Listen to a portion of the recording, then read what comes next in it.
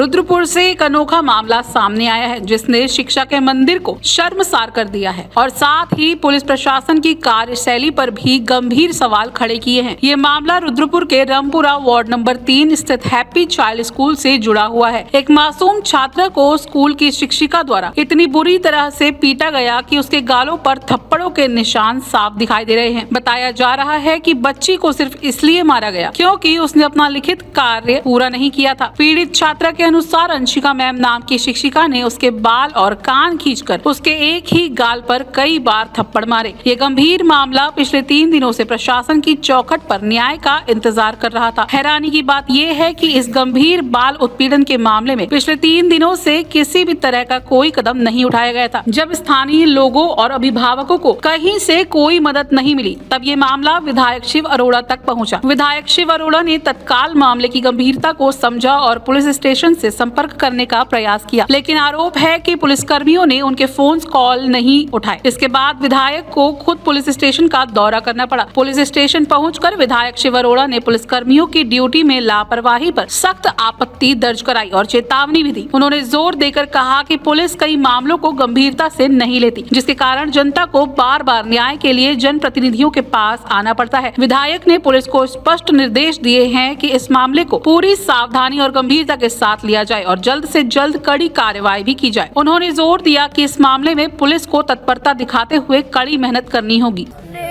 नेहा, क्या हुआ था आपके साथ? ये किसने मारा आपको? हमारी अंशिका मैम ने कहा आपको ब्लीड नहीं था तो कान पकड़ के और बाल पकड़ के मारा है कि गाल में चाटे मार रही थी, सो भी नहीं रही थी। कान पूरा फोड़ दिया, बाल पकड़ के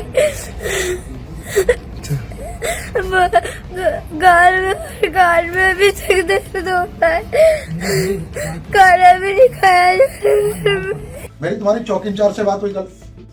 तुम्हारी भी कार्रवाई चौकी की जो है इस मामले में बिल्कुल पूरी तरीके से संतोषजनक नहीं है। नहीं, कार्रवाई इतना टाइम नहीं लगता, कार्रवाई में इतना टाइम नहीं लगता है। और पुलिस का काम कार्रवाई के अलावा एक मैसेज देना भी होता है। मेरे फोन करने के बाद 24 से 36 घंटे कार्रवाई के नाम पर उसका पुलिस का उसका जो है विद्यालय का प्रशासन धमकाता रहे। उसका पति पुलिस में है क्या? कांस्टेबल है क्या? इसलिए उसका दिमाग खराब हो रहा है क्या? वो खुद भी एलएलबी कर रखा है और कल पुलिस चौकी में खुद अभी उसने पत्रकारों से बदतमीजी की, पुलिस चौकी में धमका रही, तो मेरा क्या कर सकते हो? उसने पुलिस कानूनी कार्रवाई के साथ साथ एक मैसेज भी दे दो चुपचाप। और अगर ये मैसेज नहीं हुआ ना, जो रवैया ठीक नहीं है। रामपुरा चौकी में मैं फिर से कह रहा हूँ, पुलिस का रवैया इस वाले के एपिसोड में बिल्कुल लापरवाही वाला है और ऐसी लापरवाही मुझे कतई बर्दाश्त नहीं। एक मासूम बच्ची के साथ, हमारे कार्यकर्ता परिवार की बच्ची के साथ अगर पुलिस ने इस तरीके का रवैया किया तो पुलिस बात को भी समझ लेना चाहिए। अगर इतने जो है गंभीरता के मुद्दों को मेरे कहने के बाद इतना ही लवाली कर दी तो मैं जिम्मेवारी तय कराऊंगा। फिर मैं बख्शूंगा नहीं किसी को। फिर उठा के तो लाओ ना सबको। ये जो है ना, जो लड़का जिसने धमकाया उसे उठा के लाओ पहले। जो लड़का वो टीचर है उससे कहो, देखो तेरे को बंद करेंगे, उस लड़के को बुला के लाओ, उठा के लाओ यार उन्हें दोनों को। प्रिंसिपल यहाँ पर होनी चाहिए, ये प्रिंसिपल के खिलाफ कार्रवाई करो। मैंने शिक्षा विभाग से भी कहा पुलिस को उठा के लाओ। उसने धमकाया ना, नहीं, निश्चित रूप से इस बच्ची को न्याय मिलेगा, इस परिवार को न्याय मिलेगा। हाँ हरिंदर जी, मैं अभी इस समय हूँ रामपुरा में, और रामपुरा में इस समय यहाँ पर एक मासूम बच्ची मेरे सामने है। अगर आप लाइव कहीं होंगे देखेंगे, वो बच्ची अभी तक बिलख रही है। बिल्कुल उसके दादाजी, उसकी माँ बिल्कुल चीखे मार रही हैं।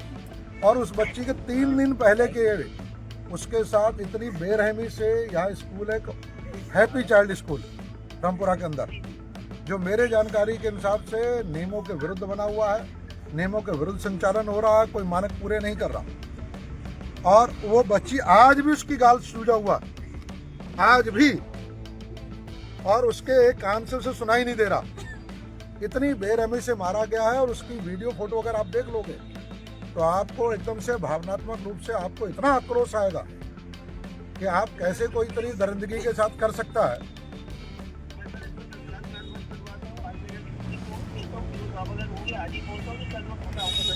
इसमें तुरंत आज ही कार्रवाई कराओ, तुरंत ही। और वो अगर गैर मानकों के हिसाब से जैसे मेरी जानकारी में है तो स्कूल फिर चलना नहीं चाहिए मानक पूरे किए बिना। और उसकी सबसे बड़ी बात है कि उसकी प्रधानाचार्य जो है और प्रबंधन है वो बदतमीजी कर रहे हैं आगे से। वो मालिक भी वही है।